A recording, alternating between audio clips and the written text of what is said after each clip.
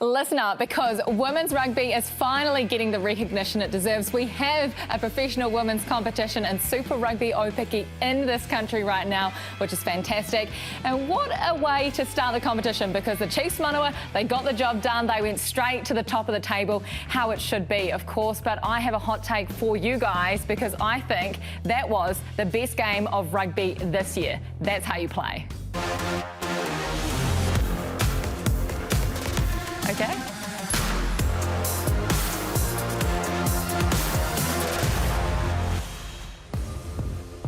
Welcome into the breakdown for another weekend, and what a fantastic weekend it's been. The usuals are here: Jeff Wilson, Sir John Kerwin. We've got a very brave guest, international referee Ben O'Keefe. Great to have you joining us. But what a weekend for the Chiefs. The Chiefs men getting it done. Chiefs Manawa winning Super Rugby Aupiki. Best game of the year, am I right? I thought I was biased when I was sitting in that chair. But it's unbelievable now. I thought that I was biased towards the Highlanders. And, of course, the Matatu I thought were very, very unlucky. But it was a fantastic weekend for Chiefs rugby. But it was a great advertisement for the game, particularly yesterday and on Thursday night. We saw some contests, JK, which were, I think, people striving to be at their very best and wanting to play as much rugby as possible. Yeah, you're right. Kirsty is totally biased. You should be wearing a Chiefs jersey. But I mean, we all are here, right? Yeah, correct. And that's all good. That's all good. We're well, maybe keen I'm fans. the only one that's not biased. Oh, you're a Hurricane. Biased for the referees. You're Hurricanes, aren't you? I'm biased for the referees. Are you Hurricanes or not? We're supporting the Hurricanes this year in terms of the referee environment. You're part of the team. But yeah, touching on that, I think it's great for the environment. You know, we've got women's rugby this year with the World Cup, so fantastic to see that game go ahead. It is fantastic, and we're going to see plenty more action going forward as well. This was just the beginning, but what a fantastic start. And there was another game that's probably out for contender of the year as well, and that is in Christchurch on Saturday night. The Chiefs Crusaders match, Jeff. Unbelievable rugby. Well, I know Ben would rather have been covering this game than probably the game he had on Friday night. It was certainly a different type of contest, but I think all of a sudden we started seeing some of our big players step up from both sides. But it was a remarkable performance from the Chiefs, JK. Ben, I look at the performance of that team to work as hard as they did, particularly the last 15 to 20 minutes. They demonstrated, JK, you can hold on to the ball for a long period of time. You can look after it, put pressure on the opposition. And credit to the Crusaders, you can defend for long periods of time without giving away penalties. I thought of great contest. Yeah, what I've thought about was obviously Friday night, and we'll get into that game later, but there seemed to be a different positivity from the players. And from minute one, it felt like it was going to be a great game of rugby. And then it unfolded to be one. I don't know, Ben, on the field, can you feel when there's more positivity or different tactics? Because it was a kicking game on Friday night, but it looked like they just wanted to run. I think, yeah, you know, teams turn up and they do play different styles based on what they were training for that week, what they did in their preview, and then what is just put in front of them in the game. And that's how we referee. We turn up for anything. So, you know, we might have a kicking duel on Friday with, you know, a few more knock-ons, a lot more scrums. And then, you know, I was sitting back watching the game on Saturday and absolutely enjoyed that as a spectator, being able to see, you know, that whole game, and then probably the last 10 minutes when, you know, we didn't know who was going to win, and it went really down to the wire. So it was just fantastic. Yeah, there were some young players too, Kirsty, who really put up their hand. Well, let's talk about Bryn Gatlin. Right? Of course, he was down at the Highlanders. How did they honestly let him go, Jeff? Well, they let him and Josh Ioane go. I mean, obviously they had their reasons, but for Bryn Gatlin, I think this is his best all-round game I have seen him play in the 10 jersey. We know he can kick, we know he can control a game, but all of a sudden, he was a running threat. He took the ball to the line consistently up against one of the best defences in the game. He was creative, he had variety to his game. I just think for him, this was a huge step forward. They've got great competition for the position, but for Bryn Gatlin, I think, particularly JK, you think about he had the game in his hands against the Blues and he didn't quite nail it. 7 days later, he does this. He was outstanding. Yeah, but the thing I liked about Bryn on the weekend was, if you watch some of that footage, he was actually, and it comes to the breakdown, right? So the breakdown was pretty vicious, but he was getting front foot ball and he was running, and it looked like, often they talk about a triple threat. You know, when you're talking about a first five, a triple threat is running to the line, you can pass it, you can kick it, or you can run yourself. And that's the first time I've actually seen him for a long, long time being a triple threat. And that changed their whole attack, I thought. And so his kicking game got better as the game went on. But I do like this new tactical kick that everyone seems to be doing, which is, you know, kick to contest, and they're recovering it. So, yeah, I thought he was outstanding. And that's the thing about the Chiefs, isn't it? You know, that we've always known they've got a quality forward pack, they've got a quality back line. Now, you know, they've got two contenders for first five who are playing well. And, you know, just with that kick that went over at the end and obviously the way that he was a pivot throughout the game, that's only going to be good for Josh as well. coming through the season and good for the Chiefs. Yeah, players like Imoni Narawa as well at fullback. You know, he was up against Will Jordan in terms of matchups. For me, that was all of a sudden, yes, the senior players in key positions, but then the likes of a Peter Gus-Sowakula. Is he going to be an All Black? Well, JK. Look, it's early days. We love a good All Black chat. 18 tests to go. 18 tests to go. Will they be Should brave? we start a chant? 18 tests to go. 18 tests to go. So my trouble is, yes, because probably Akita is injured, and he brings a different athlete. I love how strong he is, right? But we've got 18 tests to go. When do we just go, OK, we need to settle on our side? When do we bring him in? So if he continues to play like this, he's definitely in contention. I'd love to see him because he's a bit different. 18 tests to go. And we've always had these issues in New Zealand, haven't we? We've got quality back rows and we need people to actually pick, you know. And so Peter Gus is, you know, I've been a referee for a few years with him now, and I've never seen him run with the ball as fast as he is now, or hit tackles as fast as hard as he is now, than he is this season in the last few games he's played. So he's definitely a contender. He's definitely up there for one of the best players at the moment. When you talk about best players on the weekend as well, we can't go past a Braden Ennell, right? Coming back after a ton of injuries over the last couple of years, and he really impressed you, Jeff. Is he going to be back in that environment? Look, he had some really nice moments in this game and showed exactly how dangerous he can be. But by the same token, there were times where he let himself down with some fundamental errors. What we're seeing from him is the special speed and athleticism he does have. It's now about him building on his game. Look, here's a guy who's been in the All Black environment. The touches are there. He's just maybe making one or too many errors for me right now, JK, to maybe own a spot, but he'll be in the conversation. I think at the moment there are so many areas of congestion, whether it be at halfback. What a hooker, Samasone Tokiaho, remarkable on the weekend. I just think as we get deeper and deeper in, I know it's only round 4, but I love an All Blacks chat when it comes to this because I'm watching every single one of these players who in 18 months' time, where do they want to be? They want to be in a Rugby World Cup. If Ennell made the mistakes that he made early in an All Black jersey, it'd be hard to recover from. He is a real enigma for me at the moment because he does some really basic errors that are quite costly, and then he comes out and does something brilliant. So at the end of the game, I was watching him thinking about who's going to be centre because you don't like Rico. I didn't say... At centre, you don't like Rico. So anyway... Well, lucky JK's not getting stuck into you. I mean, I'm happy to be in the background at the moment, but it's important chat because, yes, we're 18 months from a World Cup, but, you know, we've got test matches leading into that, and we actually want to be winning before then and actually having a team before then, you know, in July, November, obviously next year, because Six Nations on at the moment, so the other teams are doing it around the world now. But that's what I'm talking about. I'm talking about that, right? 18 tests to go, and I'm going to keep saying it because at some stage we've got to settle on our midfield. Yeah. Fair? Yeah. And I know you prefer Rico on the wing, so I looked at Ennell the other day and I'm going, if he can get consistent, he is what we might need. But for me, you put Roger straight in at 12 because we've only got 18 tests to go. And then who's going to be the centre?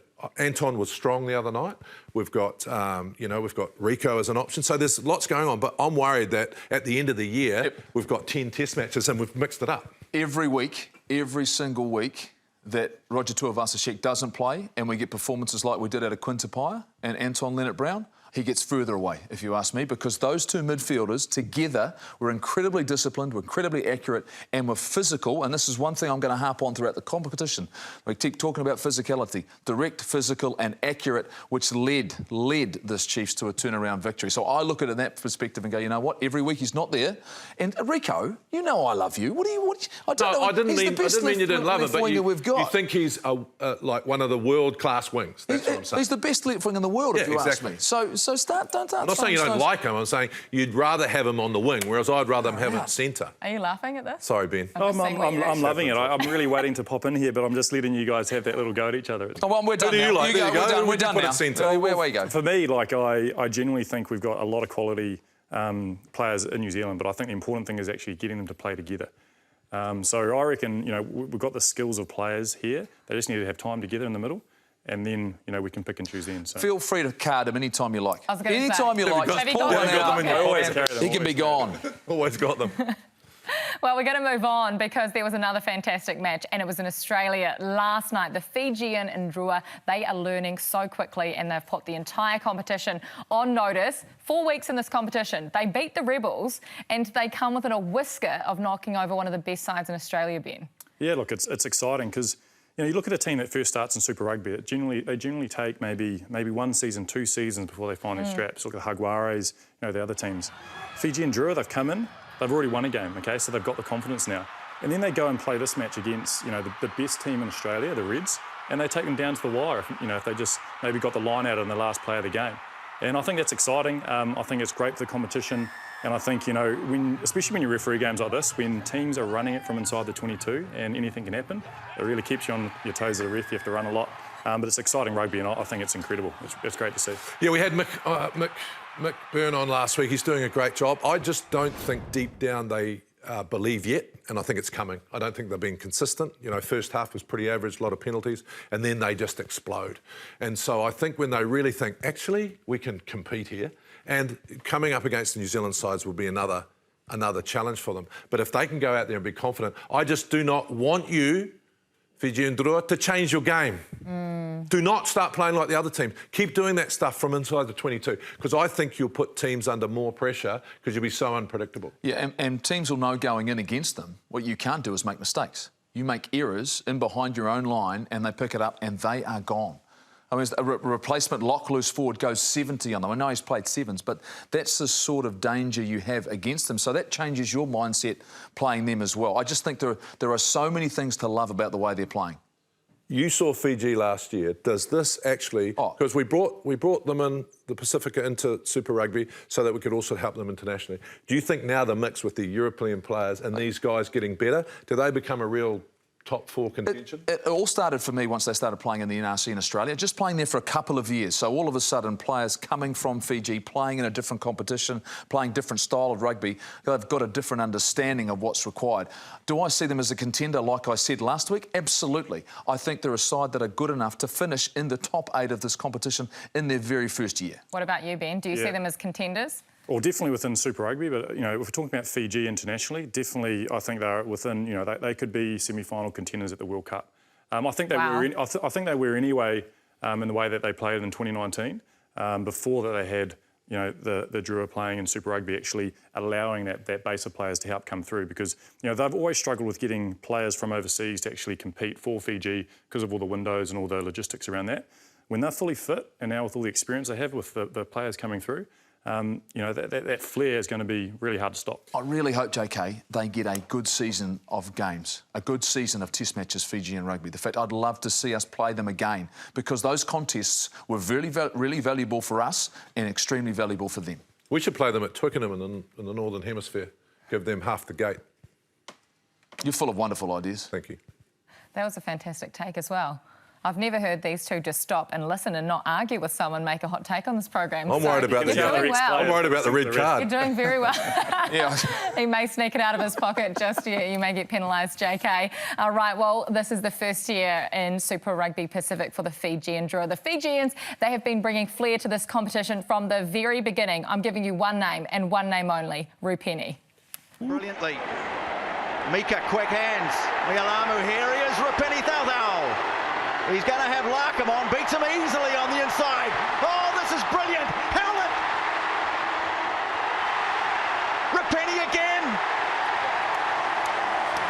Oh, what can't he do? You're number one, all right, son. Around and a bit awkward. Oh, scooped up brilliantly by Rupeni Thautau. Oh, he's going to get another. Sensational.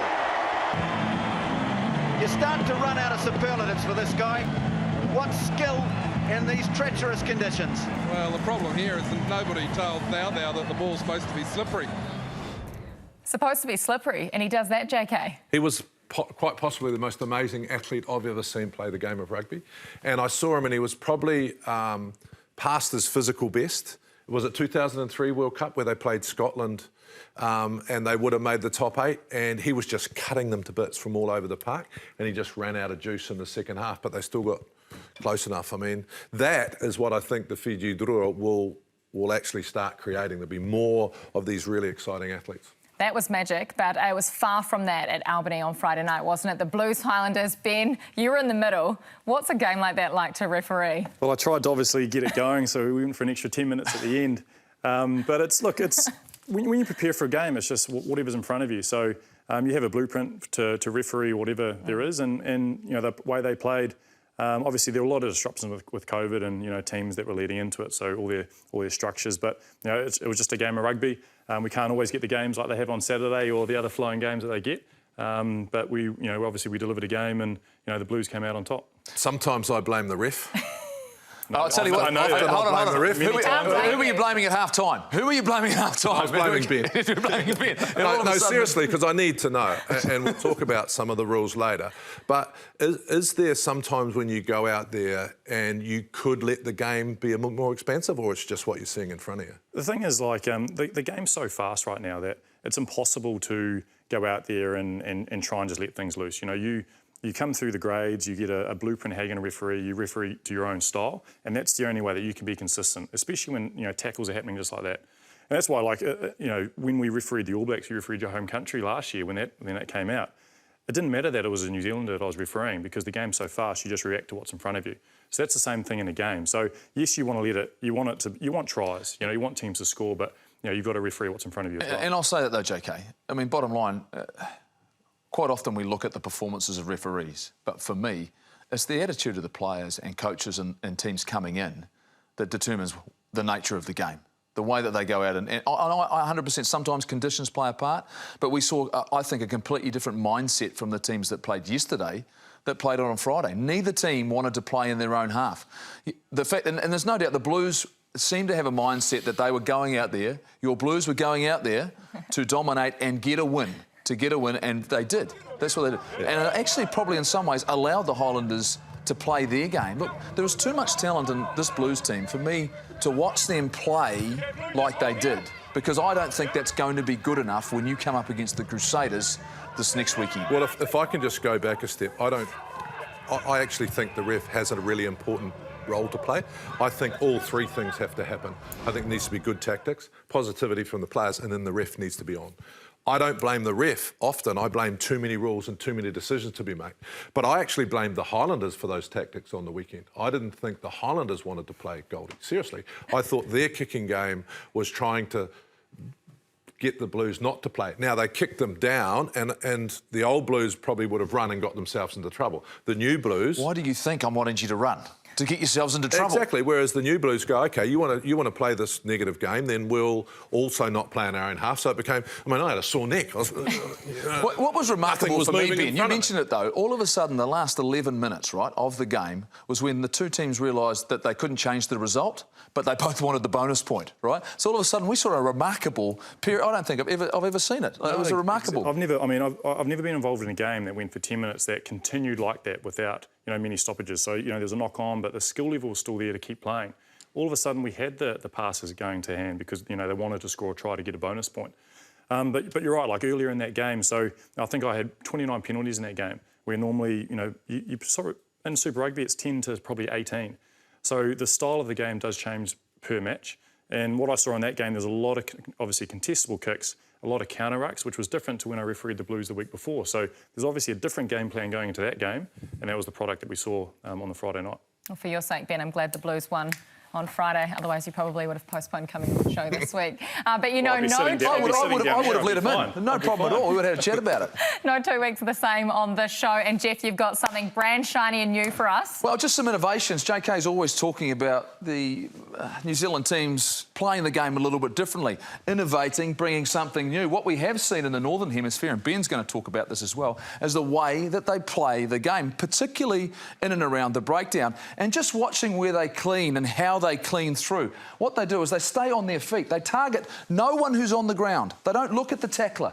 They're looking at the space beyond the ball, looking here, keeping themselves head up and being dominant, creating opportunities. What does that do? It creates quick ball, also depth to the breakdown, and then all of a sudden you've got a hole in space to attack through. So if you look at the Northern Hemisphere teams and watch them when they're playing and playing well, their cleaner is always looking. That first support player is looking to stay on their feet, to drive them backwards and create quick ball, not going to ground, not accelerating down. They'll continue to do it. Look at the long place. As soon as he gets under, Maro Atoje, who was remarkable today in Six Nations. But all of it, the support play head up, where it is, bam, I'm in, I'm underneath, and I'm focusing on not the guy who's on the ground, the guy that's the threat on the ball. This creates an opportunity, an overlap, pressure is on, and this is some sort of bump though. Bam, look at that. That's some sort of finish to try. Same thing. This is Scotland. This is the mindset they've got. When they're looking for support, going to the breakdown, looks what their heads are up. They're going, where's the target going to be? OK, but are going past the ball. Past the ball. The opportunity for it to be distributed.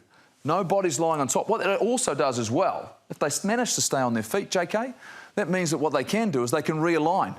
They can get back into position quickly. The more people that are on the ground, the more people that squash the ball, the harder it is for them to regroup and get in position. Look at that. This is milking a penalty.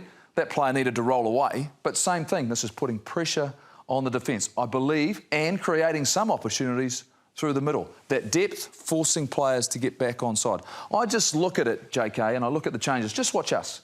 Here we go. Angle's not quite right. We talk about those pod systems. Players just going off their feet, squashing on top of the ball. No one, if they needed to pass, was in a position to do it. There's the ball, gone out and gets stolen. So to me, I think it's really, really important that we pick up on some of these things that are happening in the Northern Hemisphere. We were seeing great tackles. Just watch here. Same again. Rieko Ioane. He's off his feet. Sam Cane's illegal, Ben, right? He's illegal. Yeah, he's off the ground. Slow ball as well. Slow ball. So all of a sudden you're focusing, you're not targeting the player who's the genuine threat. Peter Gasoa-Kola. We've talked about him. This is a magnificent line break. Quintapaya. Just watch here. There's no way he's in a position to stay on his feet. Watch just happens here. Just watch happens here. Straight through the gate. Brad Webber's under all sorts of pressure. So I think, Goldie, you've seen, like, this is the first few rounds of Super Rugby this year. They're slow, OK? The game's slow. We're not getting that quick ball that we've had over the last few years. Six Nations, when I refereed it last year, it was slow. This year, it's fast. And I think it's no surprise that we saw Ireland and France play like they did in November because, it's our responsibility as referees to get that player rolling out. So the players are trusting the referee that they're going to get that roll. And they're coming in high, and then they're getting quick ball out. So, there is that balance that the referee's got to do their job too, and the players. It's a fast game. Is that a coached thing? Oh, 100%. So 100%. What you're saying is that technique, because Northern Hemisphere traditionally, Ben, they were all on the ground. It was really hard. Yeah, slow. So that you think's been the biggest change? Oh, I think that's a significant change. Absolutely. They're not worried so much about sealing on the position. What they're worried about is keeping up and going through and punching through and making the ball available. It looks like us, and we've talked about these pod systems, we're protecting the ball and we're going, you know what, we're sealing it off first. That puts three bodies on the ground. Also, what it does do, no one spends on the defence. You don't have to spend any players. You're back on your feet, and essentially, what have you got on attack? You've got 11 on 14. That, to me, is a recipe for disaster, and you are going to get turned over at the breakdown. For me, it's a change we need to make. Our game, surely, our best game, Kirsty, for me, is when we're standing up. The more players on our feet, the better we'll be. Do you think what Isn't we're that seeing... the ref's responsibility? Yeah, look, I think it's two ways. I think you've got to be able to, you've got to be coached to be accurate during the week, OK, to hit rucks upright so that you're driving and not diving, because it shouldn't be our responsibility. So, because we'll do it on the Saturday, we'll have to penalise it. There's been a lot of penalties for off feet in Super Rugby this year, but people don't want to see us. That's the time you get coached to do it. It's actually learn it during the week, and then if you penalise on the weekend, it's because you get it wrong, rather than, that's the only time that it happens, you get penalised. Talking about coaching, do you think what we're seeing from the Six Nations is because of the impact of the Kiwi coaches? Oh, without a doubt. But in some ways, you've seen how they've had to adapt and change. And they've been dealing with pressure defences for a while now, JK. That's the interesting part. The outside-in defence, all of a sudden they've looked at different tactics, and Marshy showed a bit of it last week in terms of being back to go forward. They've been prepared to do it, Kirsty. So for me, I look at it, the Kiwi coaches globally have had an effect. It looks as though in England and over in Europe, they've found a way to build different types of pressure, and we suffered last year, but when we played Ireland and France. Two top coaches at the moment are French and English.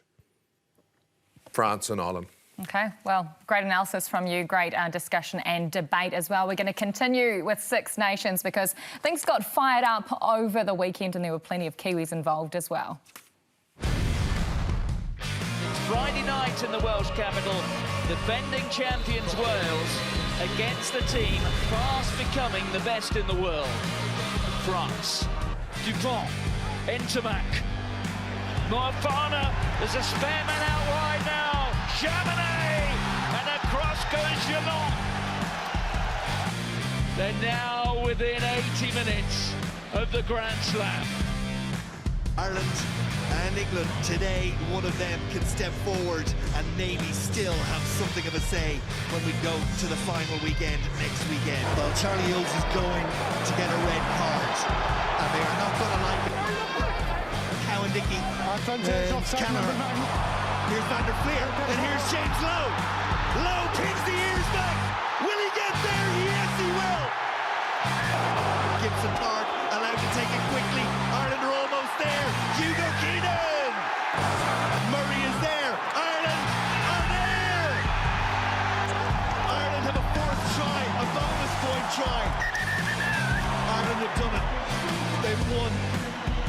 Twickenham.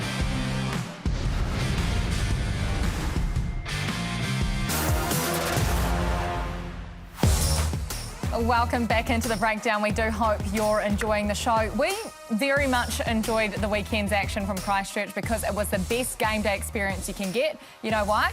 We'll show you. This is why. This is a very, very happy Jeff Wilson. And no, this is not sponsored by KFC either.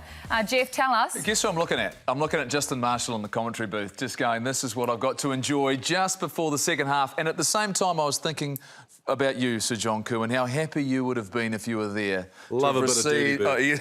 Love a bit of dirty. What was in there? What was it, a six-piece pack? No. It was just a simple piece of chicken and chips, but it was the right amount. It was just absolutely... You didn't get anything, Kirst. Oh, wait. Hold on. Don't you start accusing... Oh, there they are. Oh. There they are. Obviously, this was on game time, was it? No, this is half-time. This is at half-time. We're sitting there. That's Stephen Donald in the middle. Going left-handed. I'll tell you what, it was hard for... They need to hand those out to the public, right? Oh. With your ticket, you also get half-time KFC. Oh, good. Honestly. You get crowds back. That was the best chicken and chips that I have had for a very, very long time. But we've got so much more to get stuck into. I do hope you bought a whistle, cards or something, because we know that JK is going to get stuck in here, JK. Yeah. Get them ready. Plenty of cards and plenty of action over the weekend. Gonna save the problems. Yes, exactly. Look, I keep saying it's about the rules and how we need to get rid of some and change some for me. And, you know, the red card on the weekend is just another moment where people are paying decent money and actually going to a game and it's being wrecked. You know, like Northern Hemisphere did not want that 20-minute thing, Ben, you know, and I just think it ruins a game of rugby. Rugby league has also done, you know, you're on report. And look, I've got a bit of a, when you come away from this, I've got my stick figure out again. And so...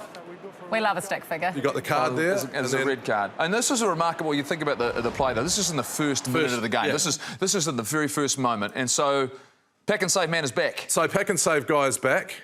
If you can just have a look here. Now, I want the TMOs, Ben, and when you can talk to them, mate, when you've got them in your ear, talk to them. I think we need to use the technology. Can you see that? Can you beam in on that? So, my problem is, if you look behind, that guy should have been red carded because he was like this. He was upright, okay? Upright. But if you look from behind, from the TMO, if the guy is in that position, then there's no way he can hit high. The other guy has bent down to him. Is that difficult, Ben? I mean, how hard is that, mate? I reckon you can pull that out. How hard is that? I'm going to sit in a World Rugby meeting, I'm going to photocopy that, I'm going to take it to them, because that is inspirational. But no, but you're 100% correct, JK. Like, that is... And so if we look at this clip here, you know, it's a red card. It's 2 minutes into one of the biggest games of the year, Six Nations. And as referees, so we're told, OK, how are we going to referee these types of tackles when a player isn't in a position to make a legitimate tackle? So they're not like your stick man, they're not bent at the hips, they don't have their arms up. So when they're upright, they've got to take the responsibility of their outcomes and their actions. And the outcome of that, there was direct contact to the head with force. There was no mitigation. So therefore, the referee has no other way but to give a red card. Now, that would have been a red card in the 78th minute.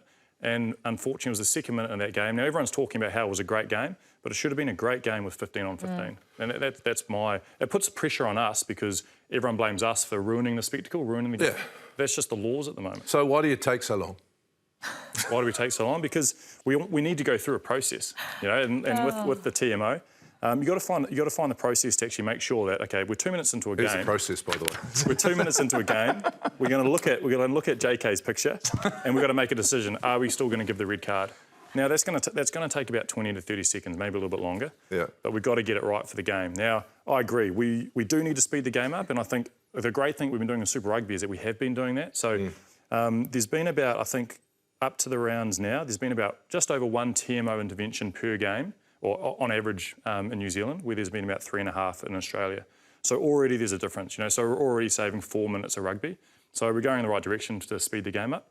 But still, we need to work on, you know, the outcomes of these decisions as referees. Well, we're less than 18 months away to a Rugby World Cup. You were part of the changes they made for the last Rugby World Cup. They brought in some of this process, some of these stipulations 6 weeks out.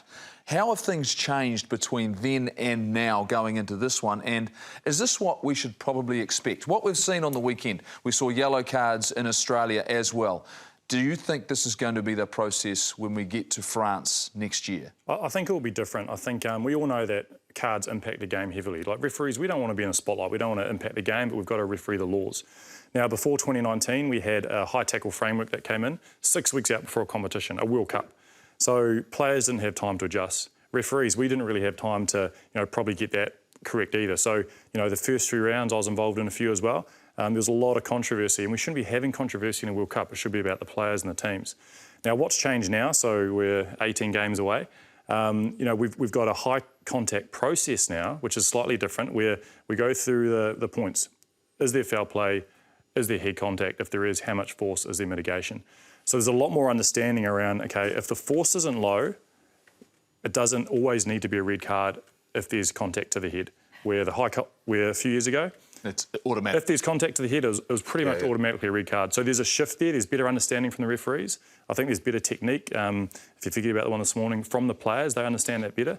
So I do believe, by the time we get to the next World Cup, we're not going to drop, too many changes in, and we should all be better for it. I can tell JK's loving this chat. He sits up a little bit taller when you're in here, but do you want to run past... Yes, I'd like to give Ben that. Can you take that to the international? The next one, more ideas. The next one I want you to take is 3 structure out. So I just want to show you this, and I'm pleased you did it. But the other night there was, if you watched the Chiefs versus it's the Highlanders. We played the Highlanders, the Blues. Right. So there was 5 different penalties at different time, and although I'm a Blues supporter, what I want to see is 3 structure out. So after 3 penalties for the defensive team in a row. Right, I understand why you did this, because there were 6 different penalties. Sure. But for me, after 3, if 3 strikes are out, I believe the players will regulate themselves, and you will have to do less reffing. Because he's blown up in the stand saying it's a yellow card, and I actually agreed with him. I like that, because it's kind of like basketball, isn't it? 5 fouls and you're out. So then, players either get substituted or that player changes their behaviour. The current process right now is that if we have anything cynical, you might not need to be warned. If it's cynical, deliberate, you go off your feet after a breakaway, that might be a straight yellow card. But if we get inside the 22, you slow down the ball by going off your feet, by not rolling, by closing down space. Generally, if we get 3 of those in a row, that's when we'll give the warning and a yellow card. I agree with you. I think it would improve the game if we just went straight to a yellow card. But, we want to also get that balance between... There's generally about 20 penalties in a game, OK? We can't have 6 to 8 yellow cards in a game. So we've got to understand, OK, what's the relevance of those penalties? So, for example, 2 of those penalties were within the other attacking half. So the 3 that I warned them on were 2 after a maul at a 5-metre line out, and then I think it was Caleb Clark not releasing or being off feet. So that, I think, is the current understanding of what referees would do and what players would expect now. So then if the Highlanders didn't go in and score and, there was an offside after that... there was a collapsed scrum, which you were playing advantage for.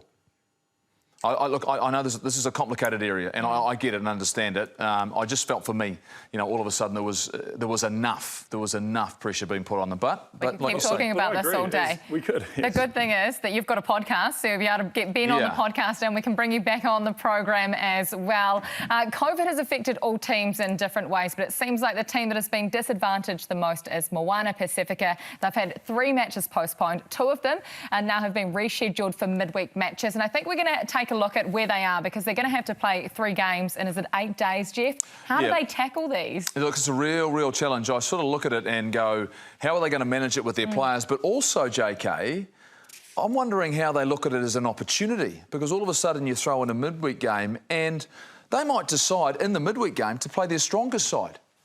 And when you're playing them back-to-back, so you think they're going to play the Highlanders, that's this Friday, and then they play the Hurricanes on the 25th, the 29th on the Tuesday. They then have to play the Blues. That is a make-up game, but they play them again the following weekend, so they don't have to put up their number 1 side on the weekend and then play them on the midweek. So all of a sudden, I think this is a risk if you're the Blues in some ways, because they might go, you know what, we're going to match up with our strongest side on the Tuesday. We're going to cover all of these games. I thought they'll see this. And look, back-to-back with the Chiefs can do exactly the same thing. The only positive thing for me is when we did it at NPC level a few years ago, the players loved it because they didn't have to train. So they just played, and actually the injury levels and stuff were the same or a little bit down. The only thing that I can see in that is I think the second Blues game's done. Why would you play them twice? Well, I mean, that's just Winner to make it takes fair. all. To make it even. And the other Winner thing is takes too. all. Well, the trouble I have with Double this the bet points. as well, though, you've got another Double the game. points. You've got another game with the Hurricanes to make up with One Pacific When? at some point. When are you going to play that? And I think I look at this though as well. This is not going to be the only team that gets affected. We've seen it already on the weekend. We're going to do well to get through with all the games being played. Not only is COVID having an impact, though, but every single franchise is struggling financially now without having to have a lot of crowds in, 10% capacity at the moment. But they've put an SOS out to the government. Every franchise has written a letter saying that they need immediate intervention. We've seen the Women's Cricket World Cup here. They've got a lot bigger crowds than we currently have at Super Rugby. Look at the Basin today. Why can't we have this in Super Rugby, Ben? It's bizarre when you go out to referee a game. Yeah. I had that experience with the Lions last year. That's one of the biggest crowd games in the world where you actually you embrace that atmosphere. I'm sure the players do, the referees do as well. When you're warming up, so you turn up to these games and there's just a few people in the crowds. It's tough. It's hard. I was at Six Nations at the start of the year, and we're at Murrayfield. It was packed. There was 70,000 people. 50% were English supporters, 50% were Scottish, and it was just incredible. And that's what rugby's about. Rugby's about watching an amazing game, but also going there, having people watch it live and enjoying that atmosphere too, and that's what we're missing. Yeah, so we could get Friday night at Eden Park, full crowd for the cricket, and the next night no one at the rugby. So, yeah, look, I understand Grant Robertson and the current government. I know what they're doing because they don't want to put pressure on our medical system, our health system, and you take your hats off to that. But everyone, I think it's also time to move on. People need to understand and live within their own risks. If you know there's a risk going to the game, then you need to take responsibility for that risk and then go. So I think we should open up and just be prepared to do the tests and do what we need to do to try and protect each other, but bring the crowds back. My concern is that clearly we don't have a strong enough relationship with the government to get this done. Clearly we haven't built that to the point where we can be trusted to go out and do our job and protect the people that are going, because clearly they trust the cricket environment. And I know it's a global game, but I look at it and say we're missing an opportunity. And you talk about those franchises. We're talking millions and millions of dollars. That's what we're talking about with these franchises. Yeah. So much pressure on these teams right now, not just the players, on the administrators as well. Between $500,000 and $2 million is what the expected loss is for each franchise, that is, for every franchise. How do you possibly make that money back up? But we move on to the trivia question for the week. Yay! We've got a great one for these guys. Ben, first time in the hot seat, so interested to see how you go. But are you ready? Because remember, you get the opportunity to play as well and test your knowledge against these guys. This is the question this week. Sarah Hirini will appear on the Almanac cover this year. She's the third female. Who are the other two? Oh. Who are the other two females that have been on the cover of the Almanac? And you're almost giving me ink poisoning with that vivid you've got, JK. It's strong. Oh, it is seriously strong. He's just doing more drawings. He's School C art at work right now. Okay, well, we're going to have the answer for you right after the break. But for the meantime, enjoy this beautiful track. It's the comeback story of Niall Williams. Working for something for 5-6 years, you're not going to be a part of the team, missing out on the Olympics. I was in denial for a fair bit of it, and this is real serious injury. I might not be able to play again.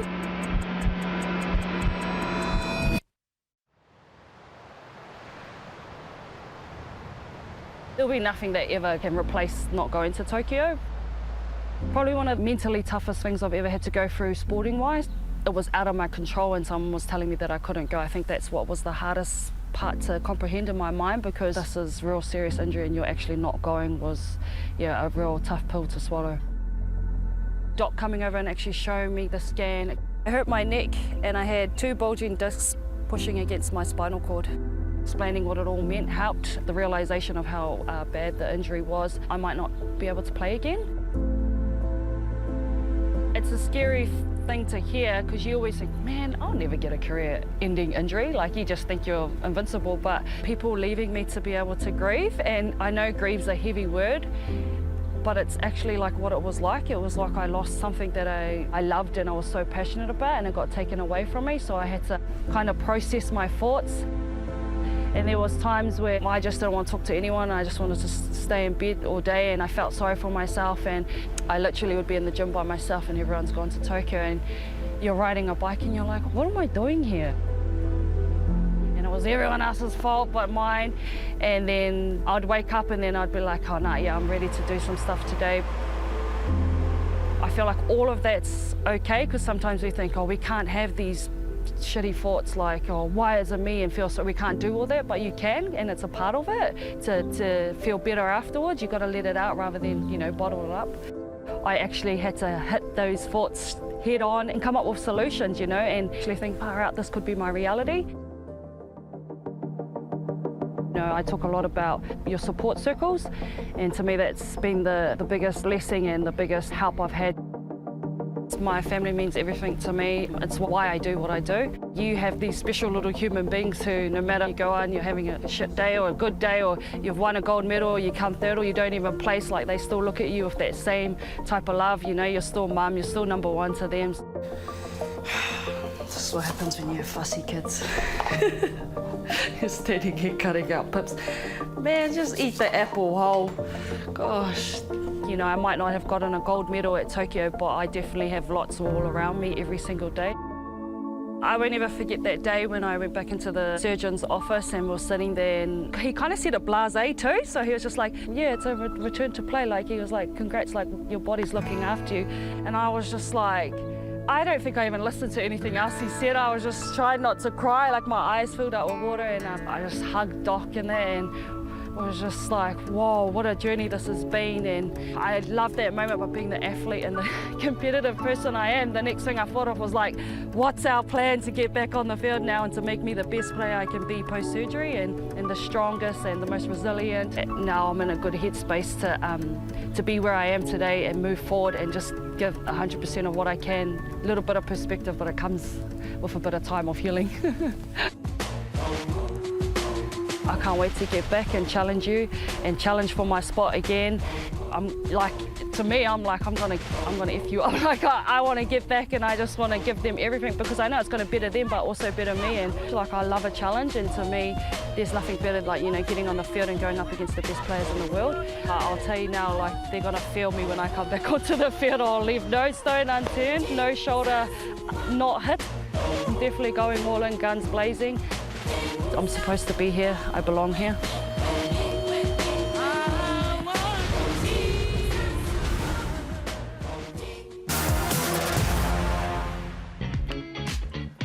It's great to have you joining us. Before the break, we gave you our trivia question for this week, which is Sarah Hiddeny will feature on the cover of the Rugby Almanac this year. She's the third female. Who are the other two? We've got another brain to pick, Taylor Curtis. Thanks so much for coming in and joining us. Thanks, have you got any ideas? Because these two, I think they're a bit clueless at the moment. I wouldn't have any clue, but if I had to guess, can I put a guess in there? You can put a guess in. I would say the Farah Palmer or Ruby Tui amongst that, but I'd like to hear their thoughts. Jeff? I think Kendra Coxedge is certainly one of them. Certainly. Are you certain? Should be. Should have been. She was the first person, first women's player to win the Cal Tremaine Trophy. So, bottom line, I think she should be. The other one, I had numerous names. Fiona Falmasili. I thought maybe she was one of them. But I went with Farah Palmer as well. I thought it was going to be Farah Palmer. So I did write down Anna Richards. I did Anna Richards. I'm going to throw out a few names that I thought deserved to be on the cover. How many names do you want? How many names? Yeah. We asked for How many names do you want? Just all the ones that you've seen you've written down. Oh, you've written no one down. Is that what's... Hang on. What? No, I think it's a head high as a question. I would like to go TMO. I'd like to go upstairs. You TMO. never want to go to the TMO. Exactly. I want to go to the TMO. JK, got you loud and clear, mate. TMO here, sitting in the box. Your on-field decision for the answer for this question is Kendra Coxedge and Fi Falmasili. On-field decision. Yeah, but I said Correct. it second, though. I said it second. Yeah. So I got that right? No, I won it. No, because... No, on-field decision, correct. On-field decision, correct. There's one, Fiona Falmasili, Kendra Coxedge. And here is our final one, Sarah Hiddeny, 2022 Rugby Almanac. More importantly, though, did you get it right at home? Because I trust you to not have cheated. Are you accusing me of cheating? You had 5 names down there, Jeff. Yeah, but I wrote them down myself. I didn't go and Google them or anything. I wrote them down. Say thank you to our teamo, Ben O'Keefe. Thank you so much for joining us on the program. There's never enough time with you. but I'm sure we're going to have plenty of time with you in future as well. So thanks so much for coming on. Taylor Curtis, you are our Super Rugby Aupiki commentator, you're our reporter for this competition. What did you think of the first round, the first match of the competition ever? I just thought it was about time we had it kicked off, an official game. But that pre-season before, my heart was racing, and then the second one, I just couldn't even sit still to watch that whole game play out. It was amazing. Did you think it'd be this good, this quick? I mean, sometimes when we see our first couple of rounds, Goldie, of Super Rugby, we're thinking, but the level was pretty good, pretty quick. Yeah, well, like, if you look at both the sides, like you said, the men, they're kind of rusty when they first get into that Super Rugby level, but the women's, I just knew that they would just come out there, they've got the best of the best putting against each other, but imagine how much time if they had together and then to go from there. I wasn't surprised in any way, shape or form because they played one game last year at Eden Park, and it was a remarkable game of rugby. The fact you could tell emotionally they were up for it, they prepared as best they can given the difficult circumstances and some of the quality of the play, and they're only going to get better from here. So it was a fantastic starting point. They'll know themselves, though, they're going to have to get better, and it was certainly a game sort of two halves. Exactly, and you can even see from Matatu, from that pre-season game, they already adjusted after that one game against the Chiefs when they came into that second game. They changed their defence plan completely by going in a little bit narrow, shutting out the options to get it out wide. And why wouldn't you when they've got Ruby Tui and Portia in that Chiefs manawa? Yeah, I think they even did it better in the second 40 minutes when they needed to get themselves back into the game, and they created pressure. They didn't quite finish in the first half, but in the second half, it kept coming. They kept coming. And Kelly Brazier, in the first 40, had been allowed pretty much to do this, deliver the ball. They were finding space. Then all of a sudden, second half, though, big difference, got themselves back into the game, gave themselves an opportunity. Look, two really quality sides, but that ability to adjust as well, JK, that tells you that they're learning about the game even quicker. The more they're in an environment together, the conversations they're having, the analysis they'll be able to do. But we desperately need all this. We need every single game we can get. Tuesday doubleheader, critical. Yeah, no, and I think, I was thinking about World Cup, really, and one of the reasons why, Aupiki was started was to help us for the World Cup, and what I saw on the weekend was really good. But the other thing that I really enjoyed was watching it, and then, it's interchange. It was like rugby league. Yeah. Do you think that helped the intensity right the way through? Because in rugby, you've got to stop and everyone... But this is just, off, on you go. Yeah. I reckon we should look at it. I should have told Ben that when he was on. Well, they had that option of they named 25 players each and then 10 subs to make, so that could be rotation. But that's going to keep that tempo of the game up, and then the ability to bring a player on, bring off, have a conversation with them and get them back out there.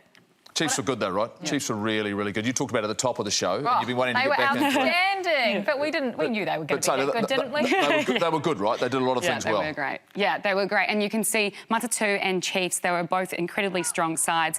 And you see Matatu here, they got all the space and overlap, but Ruby buys time for Kennedy Simon to come across. And they did it again with Portia Woodman, buying time for a Lucy to come across and make that dominant tackle. I enjoyed the defence in this game. They really got stuck into each other and they put pressure on each other. And we talked about some of the failings they had at the end of last year, JK, in terms of the struggle the Black Ferns had when they were over in the Northern Hemisphere. We saw some things in this first game that we didn't see last year. I think, once again, both these sides will get better. This was a remarkable try. Kennedy Simon, in great support. This is 80 metres. This is the sort of play I think we're just going to get used to because they're only going to get better and better. Yeah, because the female game in Europe, they're playing Six Nations right now. Yeah. And so they're going to be way better off than us. So the more intensity we can get into this competition, the more we can play, I think it's going to put us back on an even footing for the World Cup, which we need to be. Yeah, it's a massive year. There is more action coming up. We're live on Tuesday from Hamilton with a massive double header. The other two teams that we didn't see due to COVID, of course, they're in action as well. What can we expect to see? There's so many stars. Of course, our cover girl, Sarah Hiddeny, she'll be in action too. Exactly. The Hurricanes Power, they've got some stacked players there. We've got Carrie Dellinger. She's got a great boot, so she'll be able to play that 50-22 if they're looking to do that, as well as winger Aisha Letianga.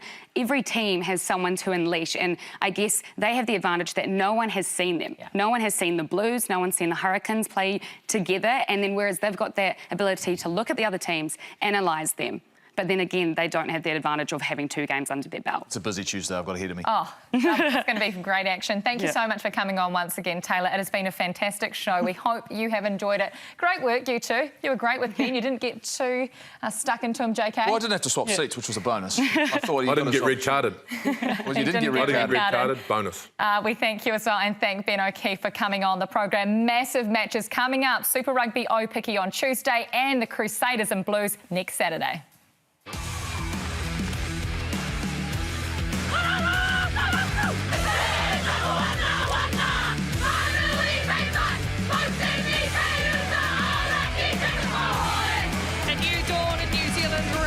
Arrived.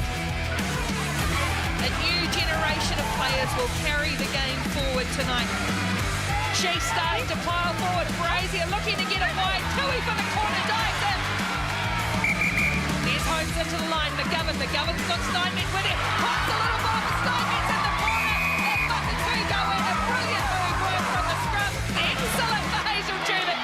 And the offload for Edmonds. She's got Mulu with her. She's got Simon with her as well. Trying to get away from her. Simon is in. Mackenzie wide for Holmes. Holmes back in field. Morris there. Almost over. She is over. She doesn't waste her time. Bringing it round. Oh, just fine. And the Chiefs will